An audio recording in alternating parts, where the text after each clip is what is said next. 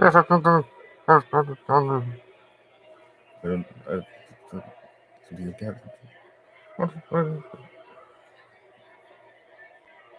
but just make sure the mic isn't live, but the mic isn't live, right? Right?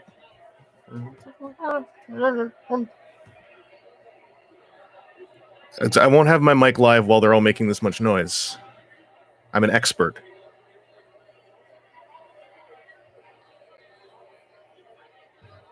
Look at this rabble.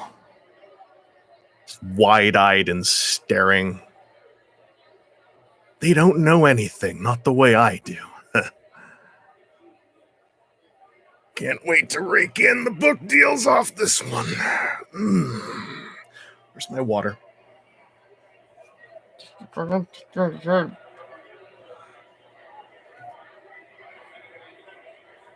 Yeah, I said, where's my water?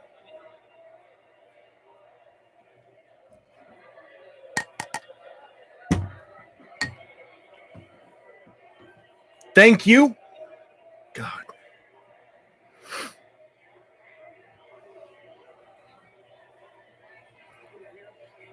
I could have been doing a lecture over at Ryerson right now. I hope you realize that. This is a charity from me to you, okay? Yeah. Yeah. No, you go get him. I'm not starting until this room's quiet.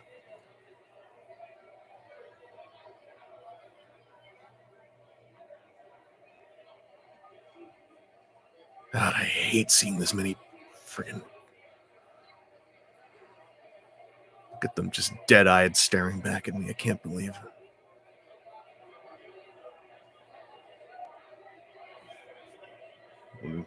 Yeah, you gonna quiet the crowd down for me, or are we just gonna be sitting here for an hour? Okay, thank you.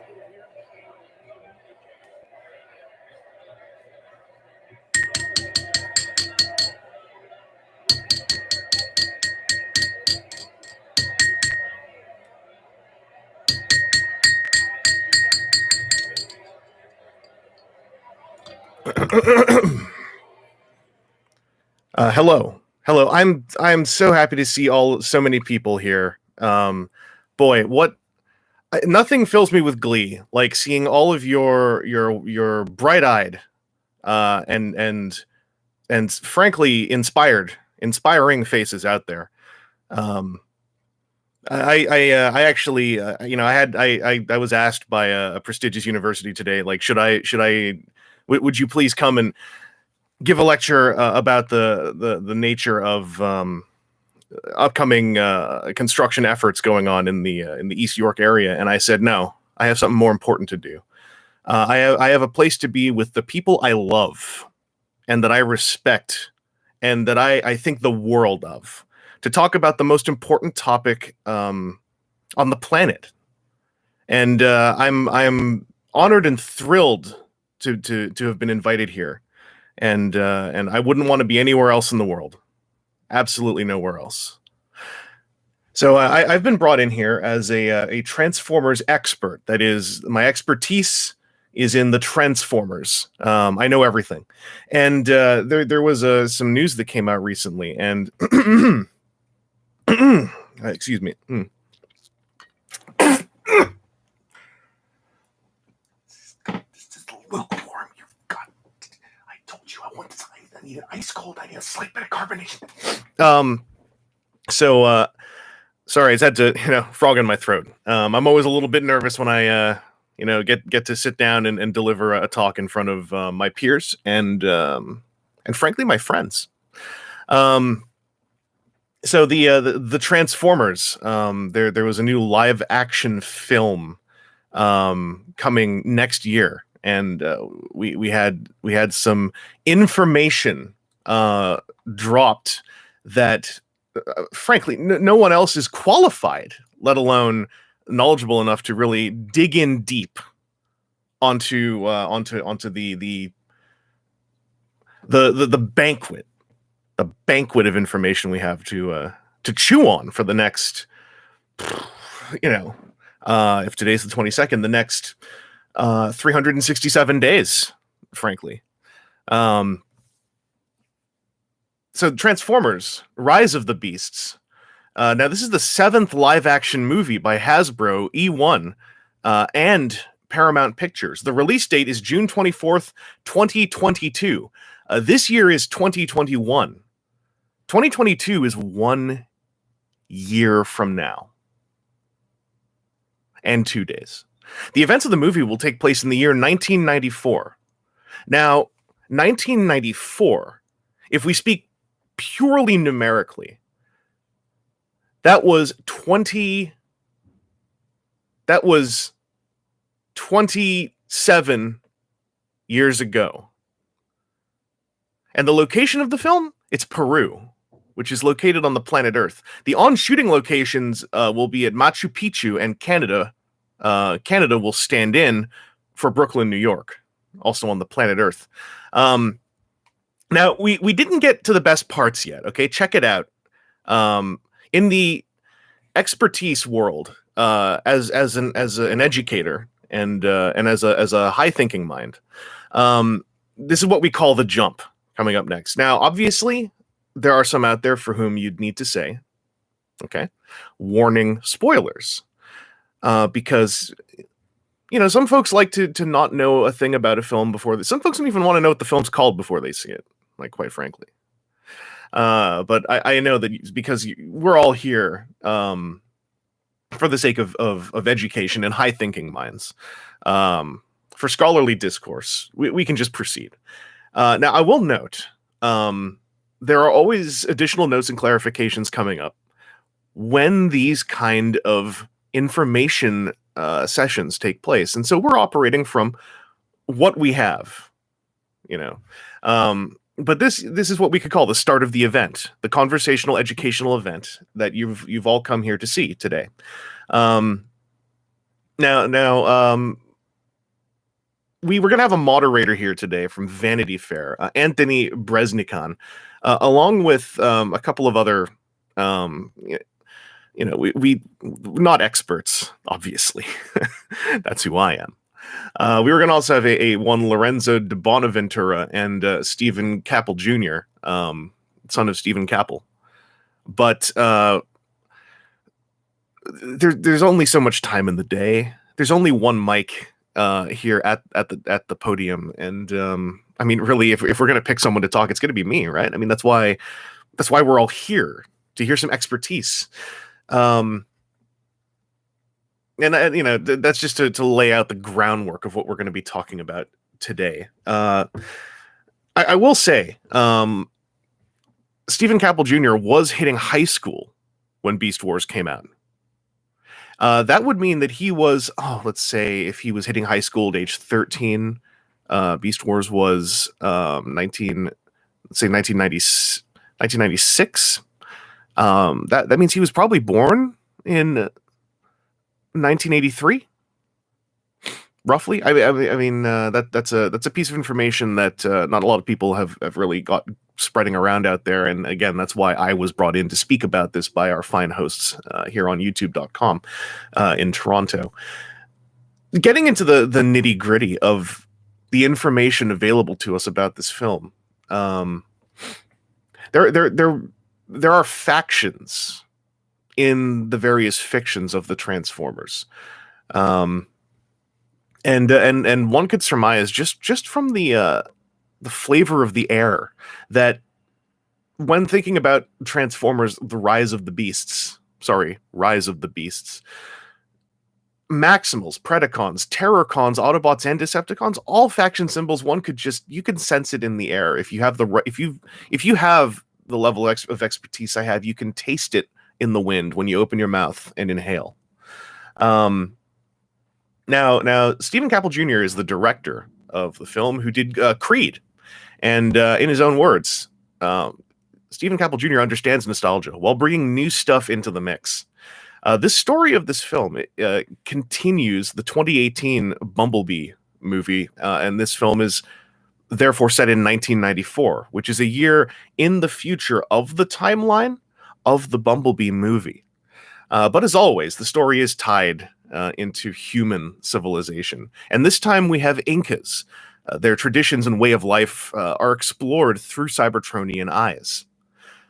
Maximals and Predacons will be prominently featured in the movie, but also we will see Terrorcons. Predacons and Terrorcons are not allies.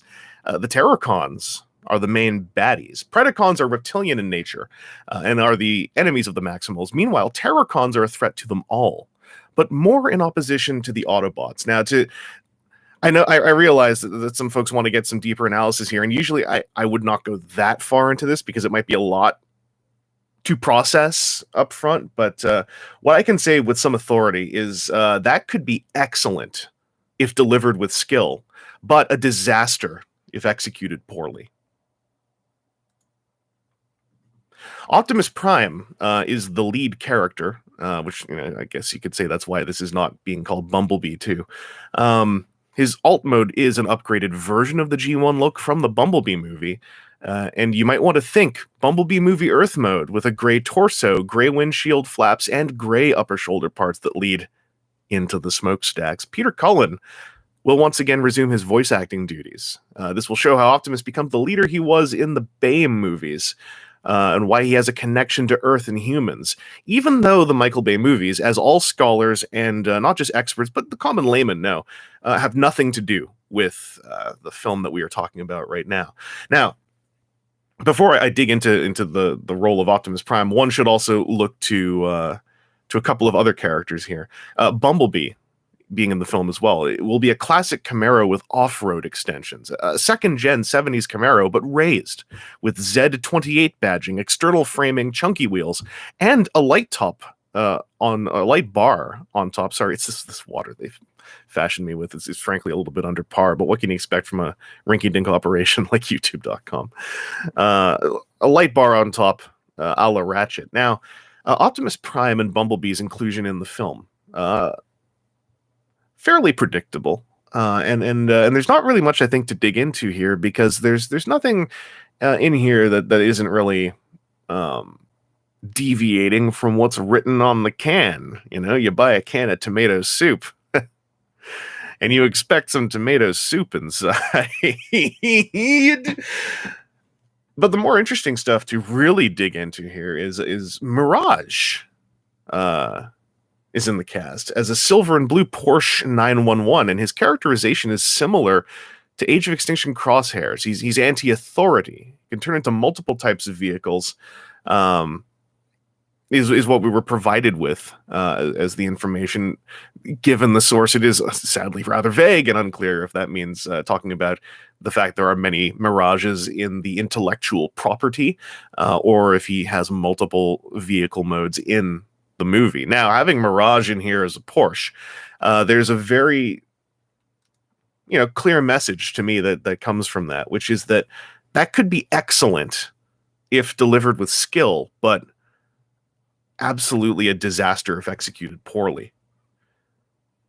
A big surprise is that RC is in this as well, with a very G1 robot mode, but a Ducati 916 motorcycle alt mode.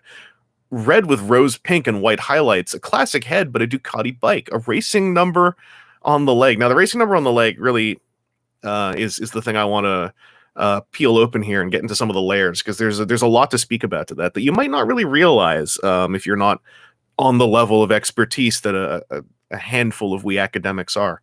And basically, it says quite clearly and loudly, unequivocally, that could be excellent if delivered with skill, but a disaster if executed poorly. Like, no two words about it. That is simply what's going on here. Another surprise, Nightbird appeared as a Nissan GTR.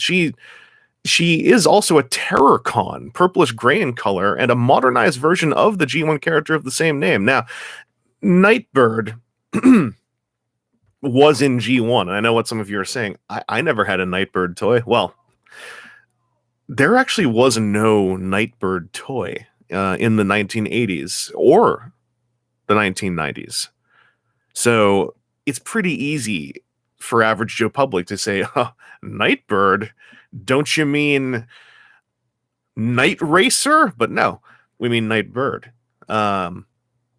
and this is interesting that she would be a terror con.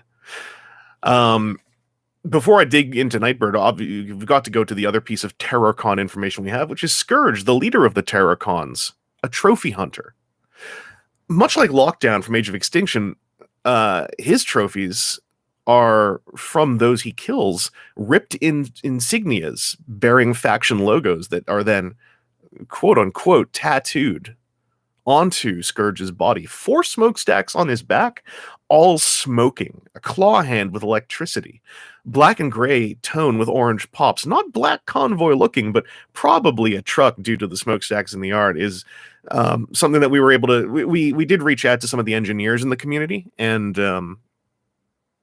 came to that sort of unequivocal conclusion that either he is a truck or this film is a disaster. Something that I also caught on my way up to the podium about an hour ago before we started setting up. I heard this from one of my colleagues in the field. Apparently, he might have a flaming goatee as well. And so now we have the identities and details of 2 terror cons, a new faction. And boy, there is so much that you can really say about the terror cons in this film. I mean, if they're delivered with skill, they could be excellent. But if executed poorly, they would be a disaster.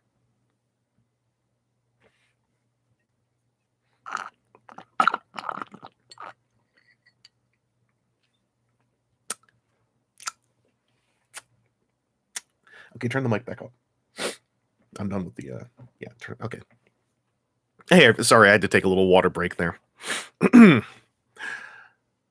Moving into other details about factions, Maximals. Airraiser was in this information package. A robotic bird, a rusty bird mode, kind of steampunk-esque. The silhouette was very real-world bird, but plated and layered. Looks kind of old, but also been here a bit. Eyes were glowing blue. Now the glowing blue eyes, that really begins to form a thesis of some of the deeper themes of what we could see going on with this upcoming film coming out in 2022. Excuse me. And before we dig further into that, we should finish rounding out the information we have to work with RE Maximals. There is also Rhinox. I mean, frankly, needs no introduction.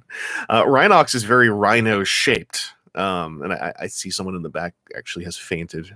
So if we could get some EMTs in here to remove them, thank you.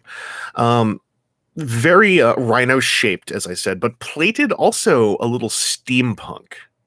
Rusty. Sort of Ironhide-like in that Rhinox wants to use his horn. As I mentioned with Airraiser, it looks very old, kind of like old metal, as though, to say a metaphor, as though been here a bit. And finishing this little Neapolitan sandwich of information we have about Maximals. We've seen an Optimus Primal before from concept art from Transformers 5: The Last Night. And if you were to take that concept art but put on much more fur, you'd have a clear idea of what's going on here. Optimus Primal is the leader of the Maximals and very protective of those who are under his protection. He protects people who are under his protection. It's a tech spec quote in and of itself. It's a character trait. You don't mess with Primal. He's a little rusty under the frame. I wouldn't say steampunk. That would be a very silly thing to conclude off of that, but very rusty under the frame. It's kind of like random patches of skin and fur layered on top, as though he's been through some stuff, but not been here a bit. He is the leader of the Maximals, equal in stature to Prime. So we have our Maximals. We have 3 of them to consider.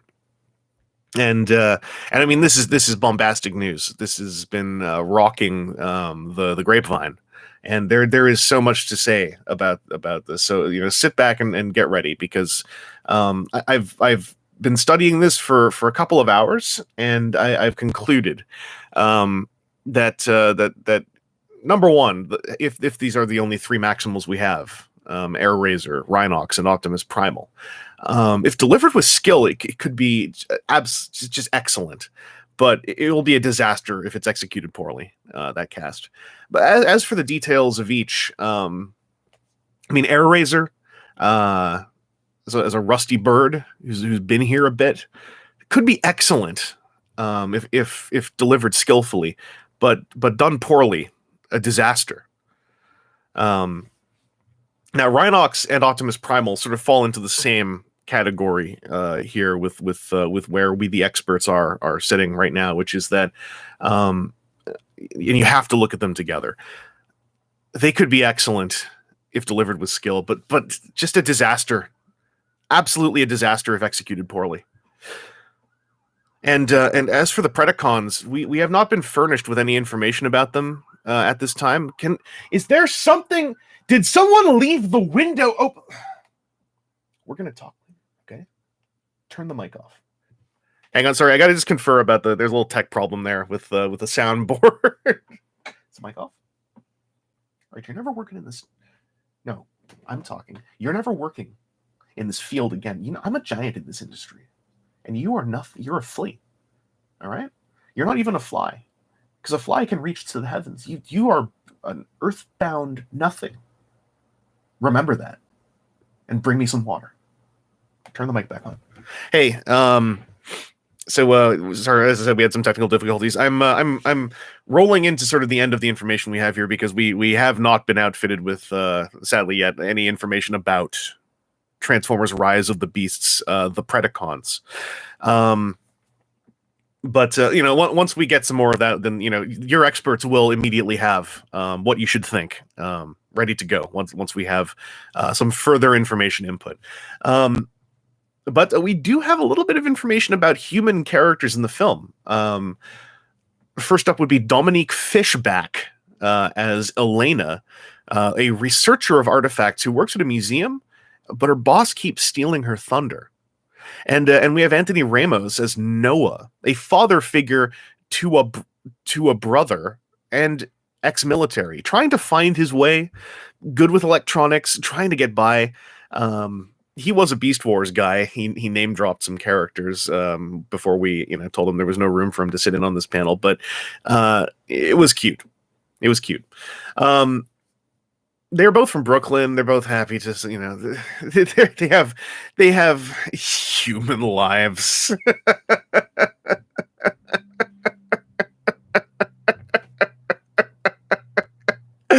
But to just lay out how I think they might factor into the film. If the actors have a good performance, with good words in the script for them to recite and good actions to do, and it is all delivered with skill, it could be excellent.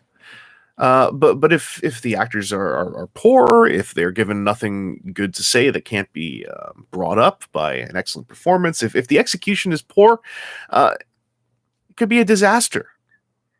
Absolute disaster. So the film is going to be shooting in Peru for 6 weeks, and there are characters we haven't seen yet. I mean, it's hard to bring all the Maximals to screen. And the only other thing we really have here as far as information before the packet was expended is it's a spectacle story, a big action movie, but with deeper character story styles from the Bumblebee movie, combining the two. The key is it's not a small budget film; it's a summer blockbuster level stuff, which brings us to the most important thing I can say here, and this is something you bring this to your forums. All right, get this to social media, and you make sure they know this is coming from the experts. This is not coming from some fan on Twitter. This is not coming from some casual who remembers Soundwave and his tentacles from G1. This is coming from experts. This whole movie, if this movie is crafted and delivered with skill, it could be excellent. But if the movie is executed and delivered poorly, it could be a disaster. Well, that looks like we're here at time, and I want to again thank you all for coming in here. I know it's a big ask to take your education remotely seriously, and it's a big ask to hear from an expert, someone of my stature and expertise. I would never say it myself, but have been referred to as a giant in this industry. Now, I'm so sorry. We don't have time for any questions. But I do see some of you do have to get up to leave. And I'll just remind you all that my book is hitting the publishers pretty soon. And you know what they say, true fans will be true readers of the one true fans book of expertise. So I do look forward to hearing all of your feedback on how good my book is. And with that, I'm gonna step down and make way for our next speaker. And I'm glad you all could make it out here. And hey, you have a fun and safe summer out there, kids. It gets goddamn. Don't throw the water out. You go find Max, and you put that water in his mouth, and you make him taste it, because it was insulting to me how tepid it was. And I mean, I had to sit here looking at all of this riffraff staring back at me, looking for a path in life. I have room to guide all these lemmings away from the edge of the cliff. I have a legacy to scribe. All right? Next time I'm not done talking yet. Next time my fee is tripled because I deserve it. And I'm going back to my car. You're going to go find me my driver, and I'll have an invoice in the mail.